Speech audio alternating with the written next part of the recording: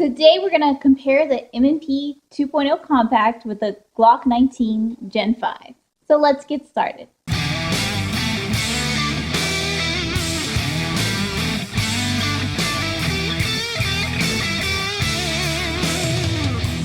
What's up, America? This is Kim.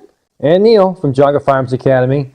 Thanks for watching. Two things. One, obviously, with my wounded wing here, Kim is in the video for one, because you'll watch the video now that she's in it, and two, to be my other set of hands. So, Battle of the Titans. This is my, just full disclosure, this is my current carry gun, the M&P 2.0 compact, and we're going to compare it to the most prolific 9mm carry gun on the planet, the Glock 19 Gen 5. This is the latest and greatest from Glock. What's the purpose of this video? The purpose of the video is to kind of give you the comparison between the true two competitors. As you know, the whole reason for the M&P compact and its dimensions, which are a little weird in some areas, are specifically designed and built to compete and be the exact same dimensions within reason of the Gen 5 Glock 19. Okay, so they're kind of the head-to-head, the mano-a-mano of the group here. Let's talk about some of the changes that have changed between the previous generation, the 1.0 of the M&P, and of course the previous generations of the Glocks. But importantly, how they compare to one another. So out of the box, what do you get? First of all, you get two steel magazines with the M&P compact, which right off the bat, I like the all steel magazines over the plastic-coated magazines of the Glock. They fall freer when it gets dirty. Just my opinion, but I like that better. How many? And of course, you get four now backstraps with the M&P. You get 4 with the Glock as well. There you go. So we're kind of tied right there. This gun, this Gen 5, the reason I have it is because I'm stippling it for a customer. So understand that that's the one thing that's not stock about the gun. And we all understand that it has the same texturing as the previous Gen 4. Okay, so they both come with 4 backstraps.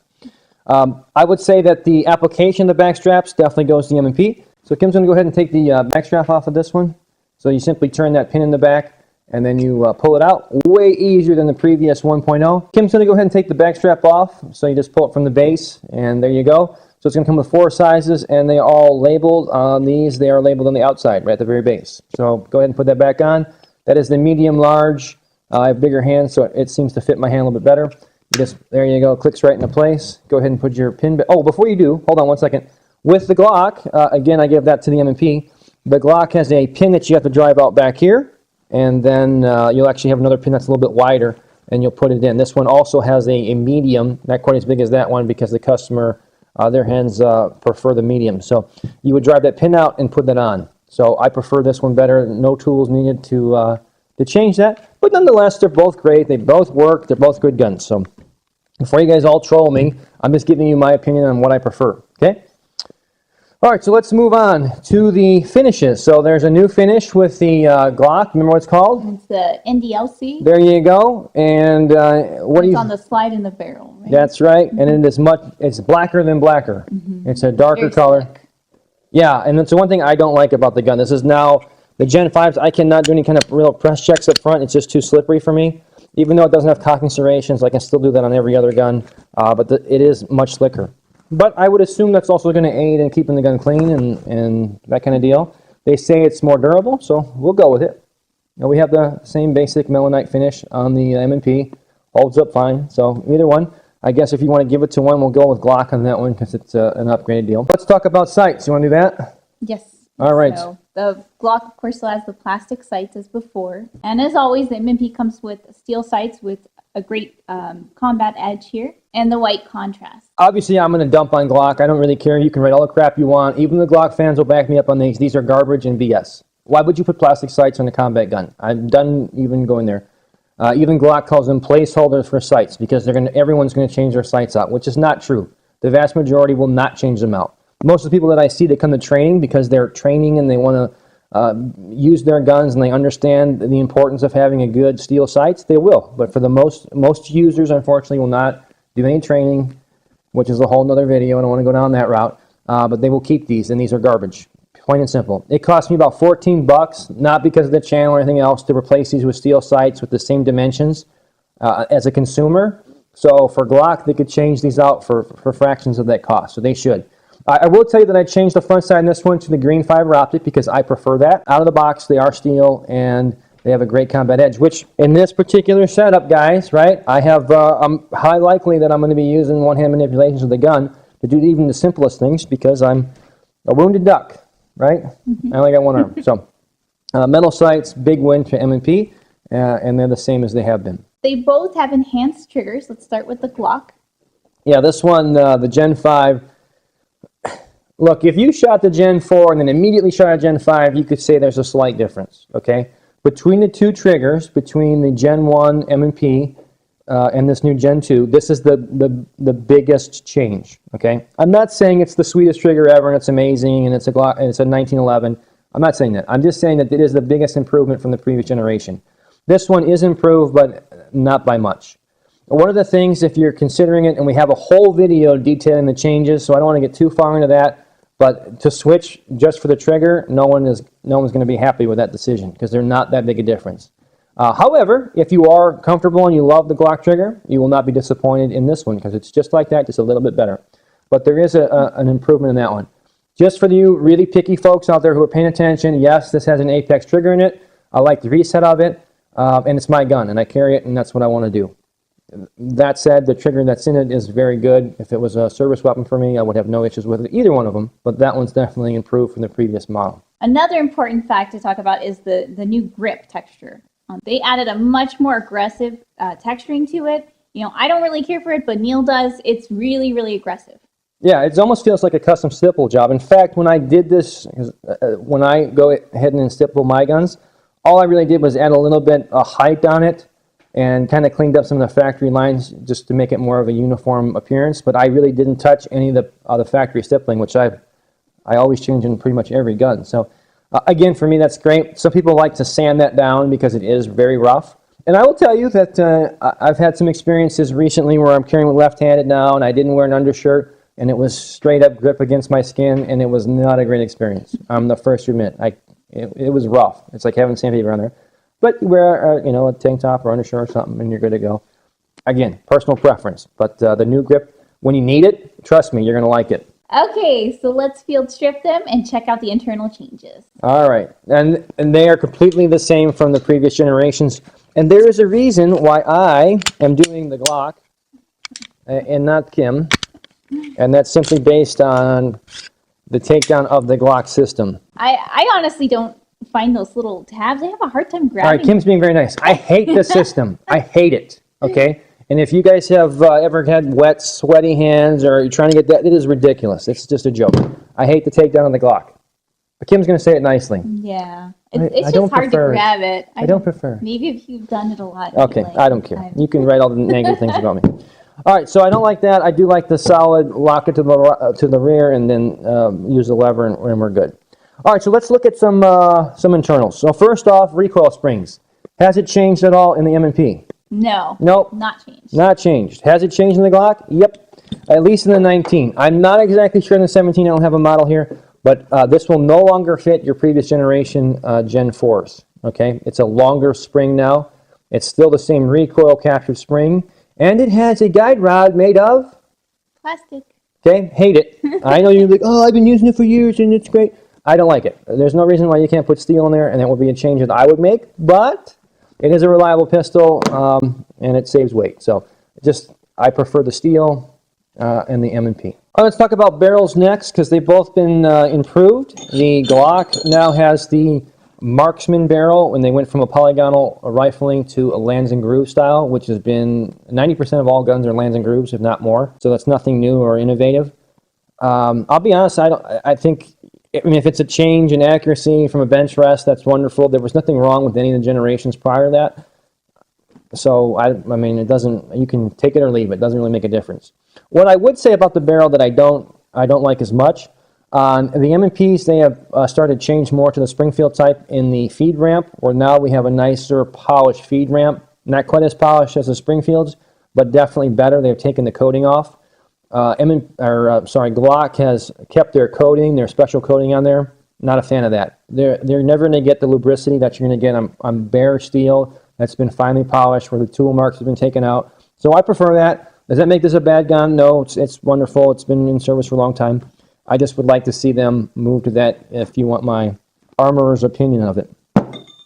Aside from that, the slide itself on the M&P is pretty much unchanged. There is a big change on the Glock, and fear not, we'll put an image on the screen there for you. But the plunger safety the dimensions has been changed. So now the front and the back of it are kind of cut off, and that's for that enhanced trigger. Does it make a huge difference? No, but there is a noticeable difference immediately one from the next. All right, let's go put these guys back together again. I get a handicap for only having one hand, of course.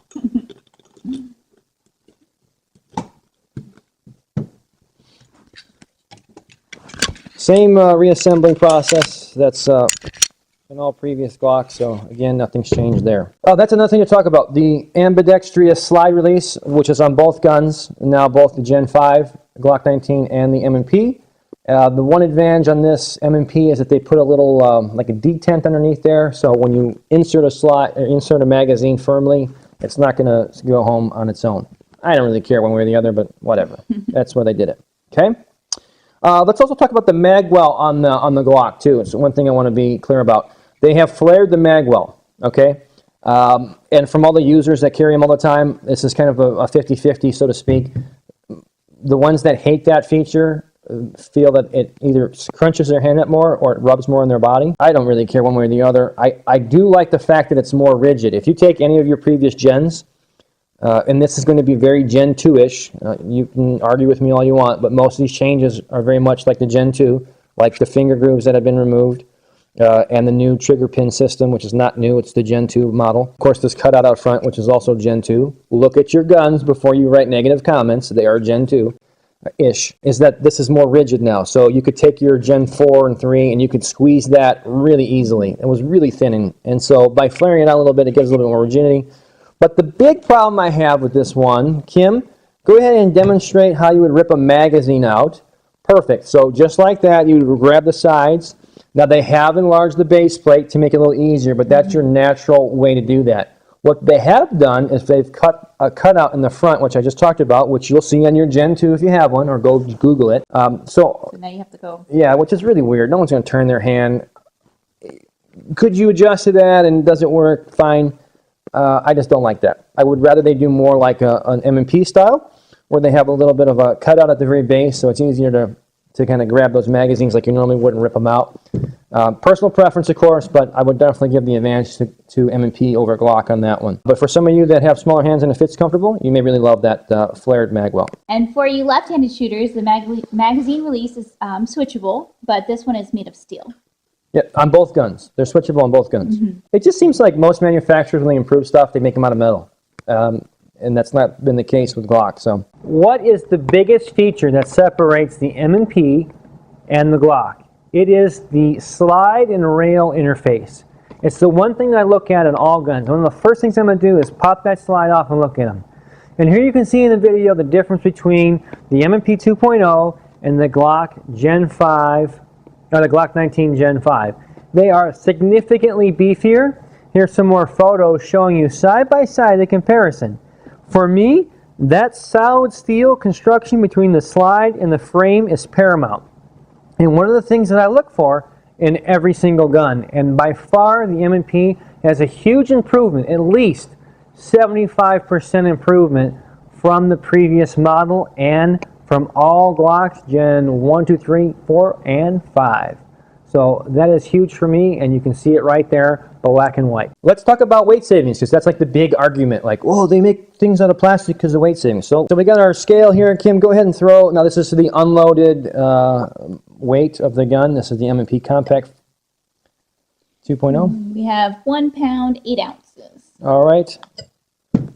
We'll do the same one with the Glock Gen 519. Yeah, 1 pound, 5.7 ounces. Okay, so we're talking 2 ounces, 3 if you really want to get crazy. We'll just give them 3. I think that's ridiculous, honestly. No, but I've never in my life, ever, have I said, hey, why do you shoot that gun, or why do you like that gun? They go, it's 3 ounces lighter than the competition. Yeah, okay. Anyway, we'll move on past that. Although, if you want to give a category, just for a category of wins, yep, give it to Glock. It is 3 ounces lighter. I like the heavier gun because it's more manageable on recoil.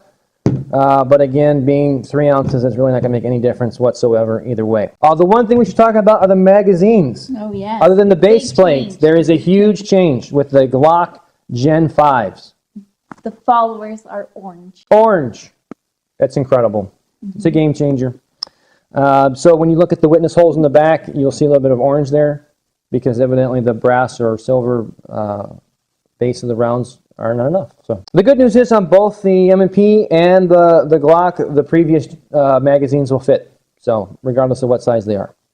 Which brings us to another point. The M&P comes with 2 extensions, so you can fit a full 17-round magazine. Yeah, so you get the 2 compacts and then 2 little extension bases.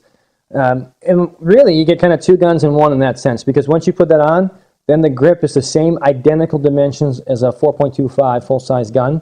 The only real difference is that you got the 4-inch barrel instead of the 4 1/4, and they did that because this has the same barrel length.